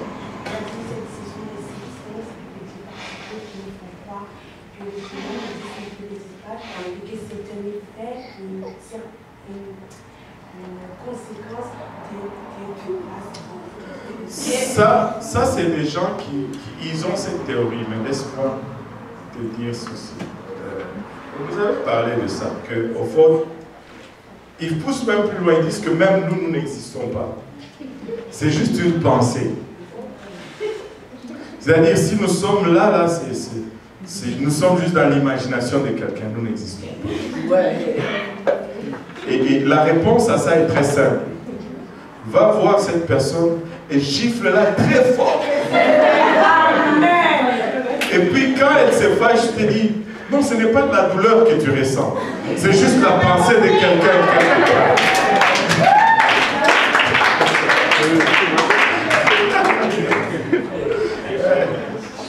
Là, tu vas voir qu'ils vont changer très vite.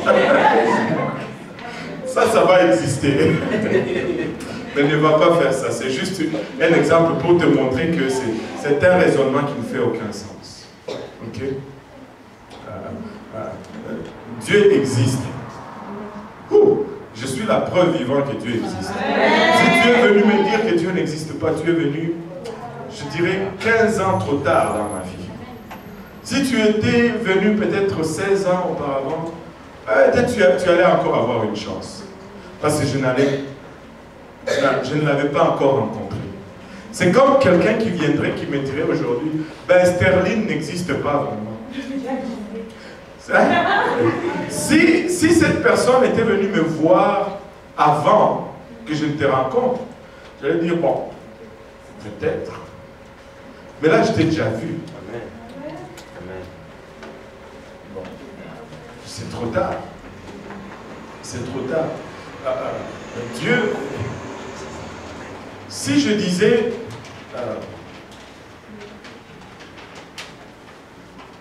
une autre chose que tu peux dire à ces gens, tu vas leur dire que ton cerveau est aussi une métaphore.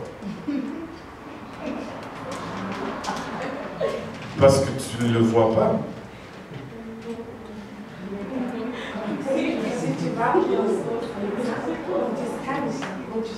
Justement, si tu viens chez le médecin ici, on va scanner ton cerveau avec la Bible et tu vas le voir aussi.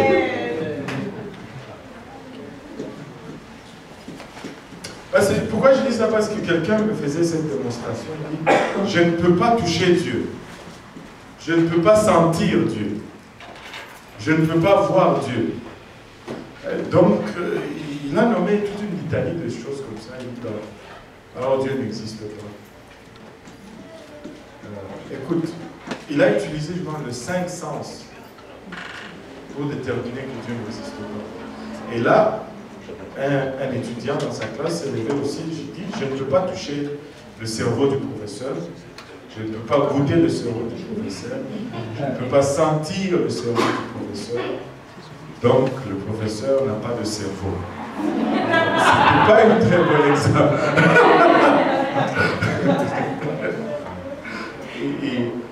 Mais Dieu existe, c'est trop tard pour nous dire que Dieu n'existe pas. Il m'a touché physiquement, spirituellement, il m'a transformé. Je n'étais pas une bonne personne. Maintenant, je ne suis pas pire. Il continue à travailler sur moi. Mais si tu m'avais rencontré avant, je n'allais même pas marcher sur le même côté du trottoir. Dieu est bon, n'est-ce pas? Dieu est bon. Maintenant, allons au commencement. Au commencement, Dieu. Et Dieu doit venir en avant. Cette phrase n'introduit pas seulement la Bible, mais elle nous donne aussi une façon que nous devons adopter. Au début de toute chose, Dieu. Au commencement de ma journée, Dieu. Au commencement de mon travail, Dieu. Au commencement de mes études, Dieu. Au commencement de ma fraternité, Dieu. Dieu doit venir en premier dans ta vie. Écoute, si tu mets Dieu en premier dans ta vie, les autres choses vont prendre la bonne place selon la priorité dans ta vie. Si Dieu n'est pas premier, toutes les autres priorités vont être chamboulées dans ta vie. Dieu doit être premier dans ta vie. Amen. Je ne dis pas l'Église, je dis Dieu. C'est-à-dire ta relation personnelle avec Dieu. Quand tu te lèves le matin, à qui tu parles en premier?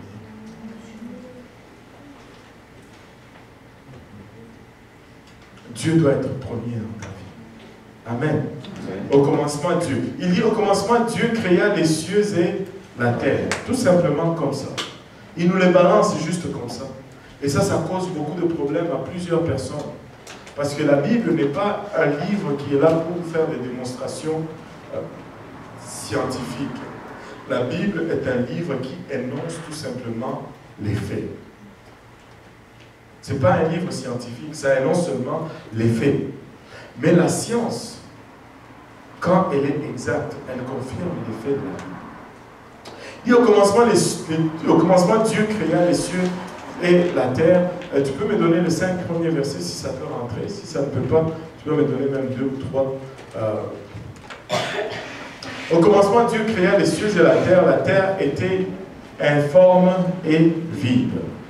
Il y avait des ténèbres à la surface de l'abîme et l'Esprit de Dieu se mouvait au-dessus des eaux. Dieu dit que la lumière soit et la lumière fut. Dieu vit que la lumière était bonne et Dieu sépara la lumière avec les ténèbres.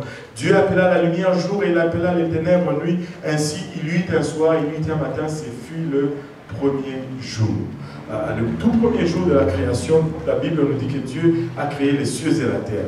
Maintenant, avant que l'on aille plus loin, je veux qu'on se mette d'accord au moins sur certaines choses.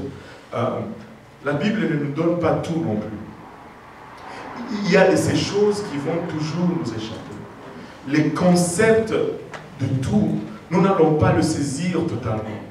Mais nous allons comprendre le sens. Et nous allons aboutir à où Dieu veut que nous aboutissions si nous la suivons. Donc il y a de ces choses que nous n'allons pas jamais être capable de définir ou d'expliquer ou de clarifier, mais c'est correct. Et vous n'en avez pas besoin pour aller au ciel, anyway. Amen. Alléluia. Il dit au commencement, Dieu créa les cieux et la terre était informe et vide. Maintenant, comment est-ce que tu peux créer une terre qui n'a pas de forme? Et en plus qui est vide. Comment est-ce que tu peux même dire que c'est la terre si elle n'a pas de forme?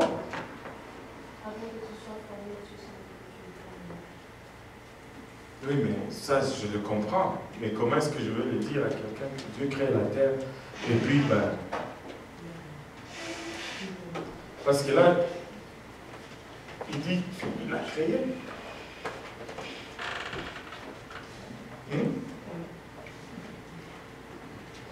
Ce n'est pas clair. Au fond, quand Dieu parle, ce qui est dans sa pensée, c'est comme si c'est déjà fait, premièrement. Et quand il commence à créer, il ne va pas créer aujourd'hui ce qu'il a besoin pour 2 ans ou 3 ans. Il fait aujourd'hui ce qu'il a besoin pour demain. Et demain, ce qu'il a besoin pour après-demain.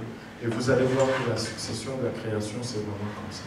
Il dit, la terre était informe et vide. Et il y avait des ténèbres à la surface de la Bible, et l'Esprit de Dieu s'est mouvait au-dessus des eaux. Il y avait juste de l'eau, un amalgame de l'eau, et c'est tout. Il n'y avait rien d'autre. Alors, on a dépensé des milliards et des milliards pour aller sur Mars et voir s'il y avait de l'eau. Et qu'est-ce qu'ils ont découvert? Qu'il y avait de l'eau. S'ils nous avaient donné ces milliards, on pouvait leur expliquer cela. Que tout a été tiré de l'eau. Rien de ce qui a été fait est sorti hors de l'eau.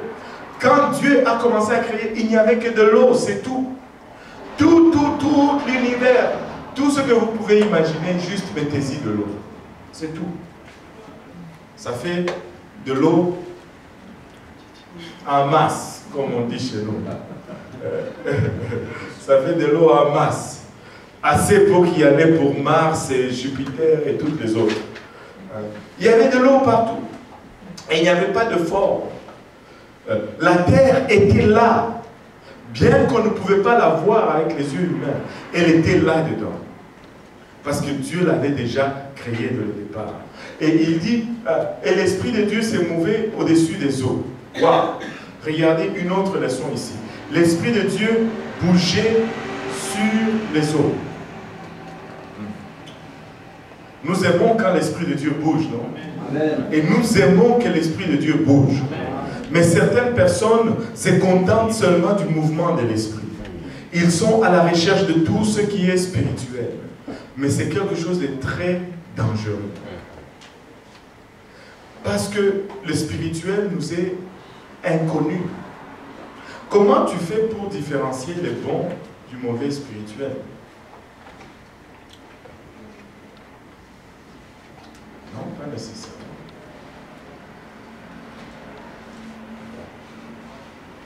La Bible, la parole de Dieu. Regardez, l'Esprit de Dieu bougeait, mais c'était encore le chaos. L'Esprit de Dieu bougeait, c'était encore les ténèbres. L'Esprit de Dieu bougeait, il n'y avait pas encore de forme. Jusqu'à ce que Dieu commence à parler, Dieu dit que la lumière soit, et là la lumière a plus place et les ténèbres ont commencé à reculer. Nous avons besoin de la parole de Dieu. Nous pouvons avoir tout le mouvement de l'Esprit, mais si nous n'avons pas de parole de Dieu qui suit pour donner direction à ce mouvement, nous allons récolter un chaos tout simplement. Nous allons récolter un désordre. Et c'est pourquoi vous voyez beaucoup de désordre dans le monde chrétien aujourd'hui. Parce que la parole de Dieu est absente. Nous devons demeurer dans la parole de Dieu. Regarde ton voisin, tu dois lire ta Bible. Tu dois lire ta Bible. Écoute, c'est la parole de Dieu qui détermine si l'expérience spirituelle que je suis en train de vivre est correcte. C'est la parole de Dieu qui détermine si le spirituel dans lequel je suis immergé est correct. Parce que tu peux aller chez les guérisseurs, parlant des résultats. Tu peux aller chez les féticheurs et tu sors de là guéri. Tu as eu ton résultat. Amen. Amen. Oh, vous n'avez jamais vu quelqu'un qui voit chez les sorciers le guérit? Moi j'en ai vu. Tu vas chez les sorciers et les sorciers te montrent qui a fait quoi, blablabla. Bla, bla. On appelle cela esprit de divination. Écoutez, s'il y a un esprit qui œuvre aujourd'hui dans les églises, soi-disant, c'est l'esprit de divination.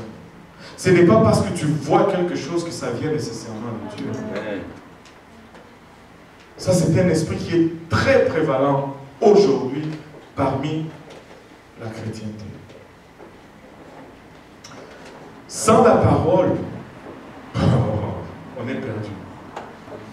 Quand il parle, c'est là que l'ordre commence à prendre place. Laissez la parole de Dieu parler en vous. La terre n'était pas là, mais elle était là. Laissez-moi vous dire, si vous faites attention aussi en Genèse, dans la Bible, Genèse 1, c'est le seul verset qui dit Dieu créa.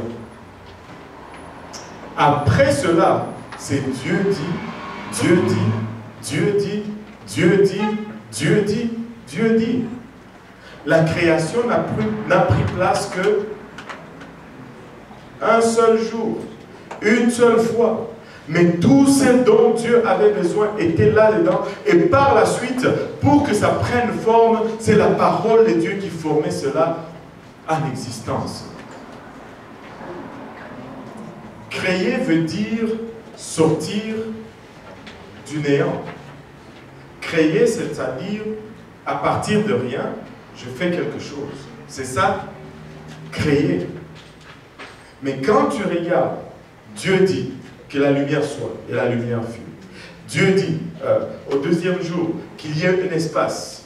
Et tout ce qui va suivre, Dieu va le parler, va le former par la parole.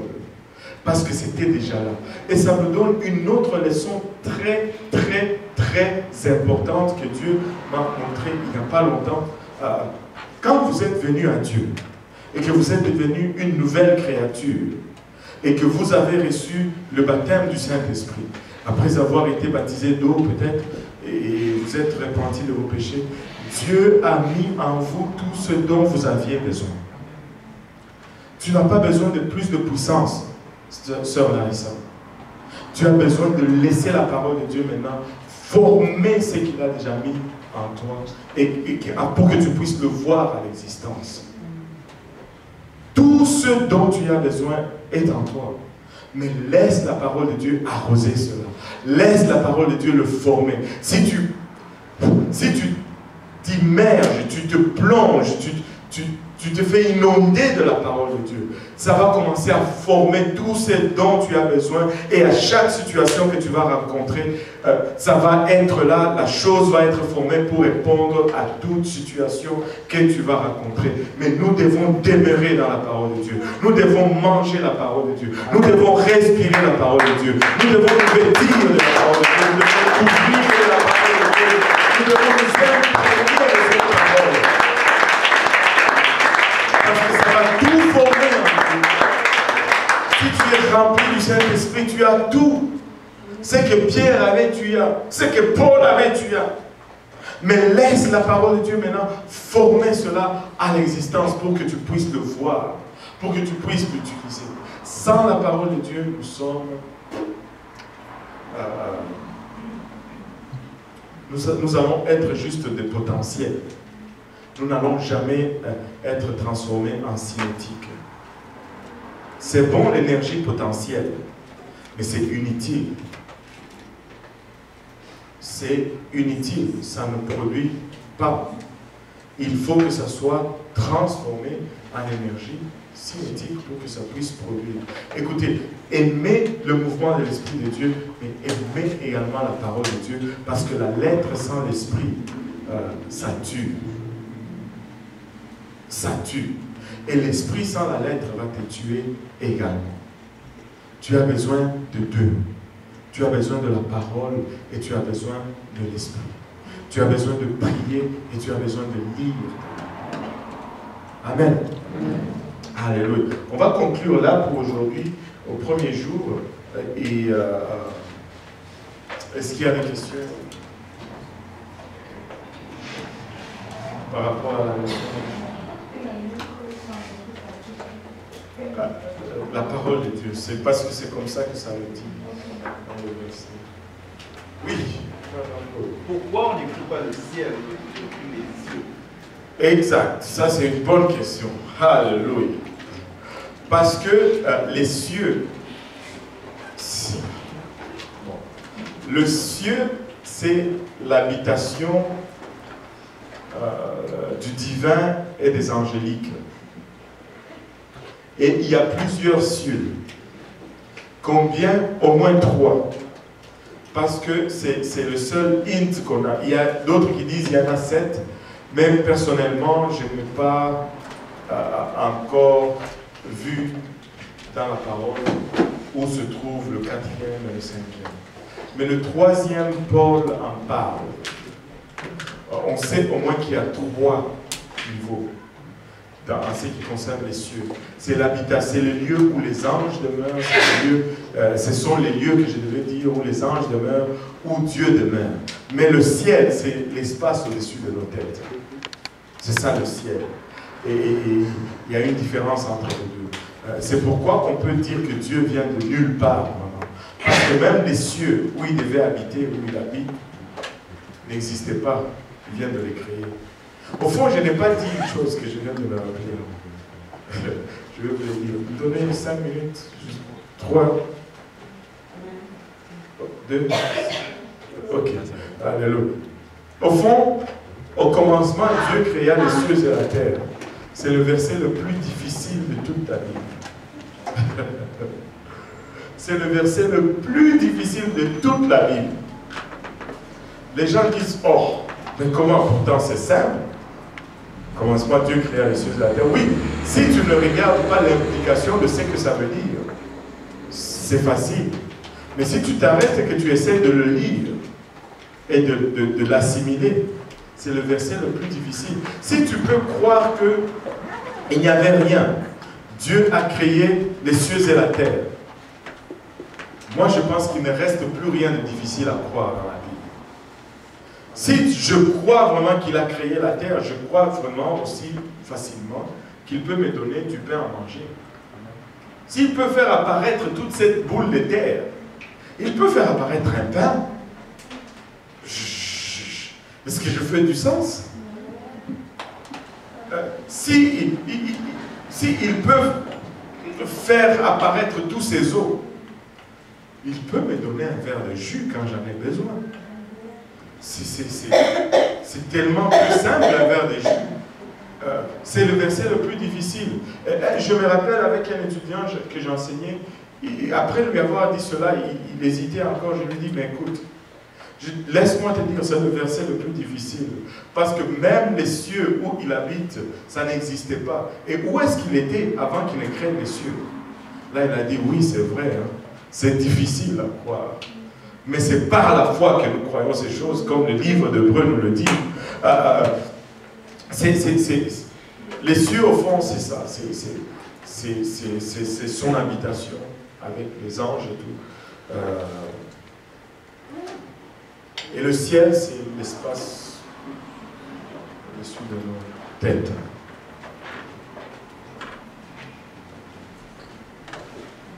C'est une question ou tu te grattes? Ok. Il n'y a pas de question? Waouh! C'est super! S'il n'y a pas de question, on va juste battre nos mains pour le Seigneur.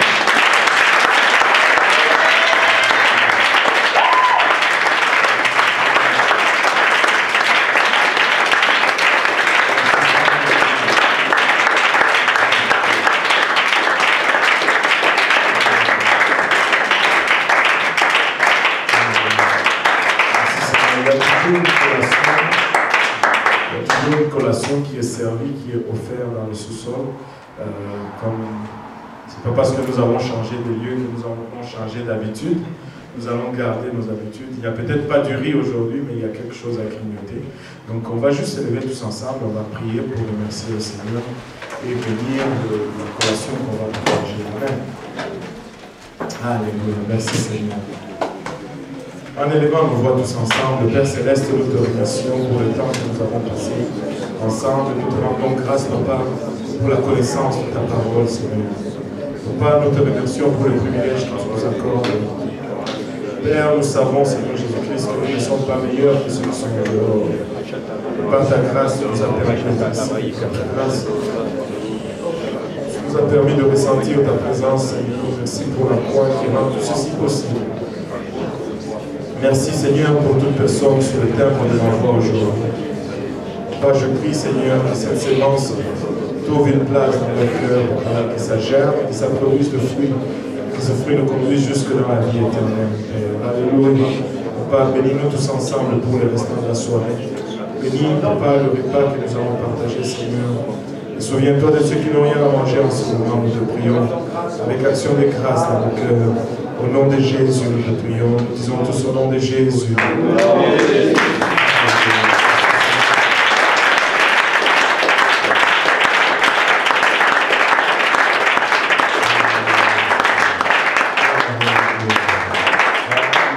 Nous pouvons descendre dans le sous-sol, il y a quelques collations qu'on va partager 10-15 minutes et puis après on pourra décoller.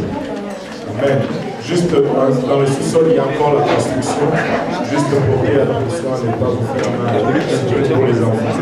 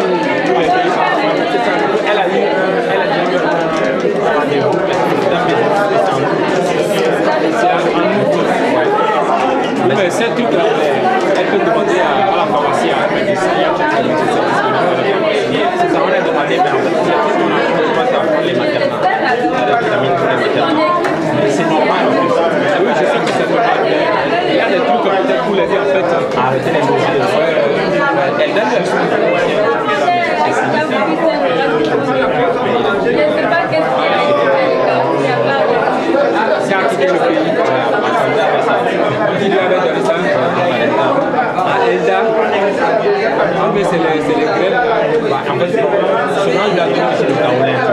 Ah ouais, jusqu'à là-bas. J'ai vu ça hier. Comme le calquet là, c'était des deux plus mangeants. Après, je me suis dit, attention. C'est ça que ce n'est pas bon partout. Ça fait des trucs. Ça ne fait pas facile. Oui, ça égale. Il n'est pas venu. Ça égale, il n'est pas venu. Qui? Ça égale.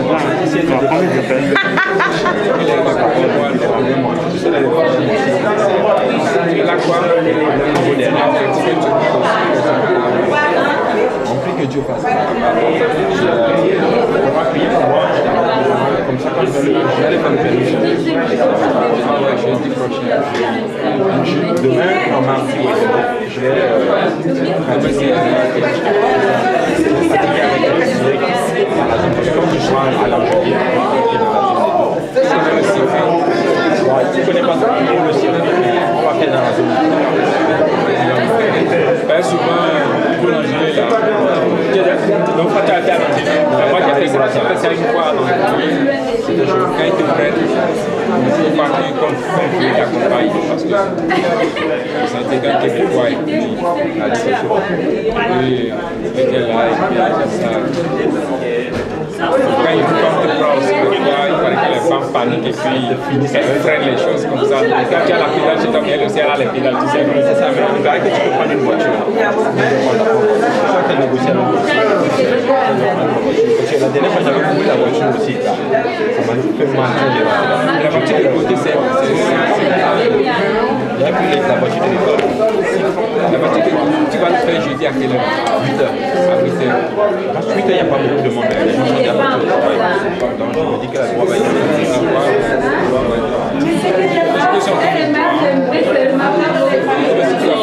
je vois la voiture de côté aussi. Peut-être il va me remettre ça parce que moi je vais travailler avec lui. Il va prendre la bière pour le faire. C'est à toi de voir. Je vais mettre le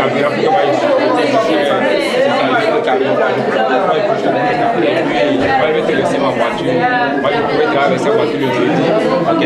Toi tu vas utiliser la mienne tant que je finis. En fait, c'est juste pour parler de toute sa voiture quand même. Pour toi, trouver des amis en fait quoi. Jamais. Mais si tu peux, il y avait y penser. Oui, parce que est-ce que je pensais à ça? Lui là c'est beau. Ouais, il faut réfléchir à ça. Mais c'est long aussi. Tu fais les manœuvres parce qu'ils vont te demander de garer. En plus, et puis c'est long. Le terminateur va dire. Tu vas aller en voiture même c'est pas de prendre parce que tu as des premières voitures. J'ai plus facile de ça. J'ai négligé. Le Seigneur même m'avait parlé de ça. Le Seigneur m'avait parlé. Tu es négligent par rapport à ça. Ça va t'aider à faire deux doigts. J'en ai vraiment besoin. Même si je ne sais pas la foi, ça va donner je n'ai pas l'argent. Oui, mais ce n'est pas la foi. Tu vas voir un concessionnaire et tu vas peut-être voir si tu dis quelque chose.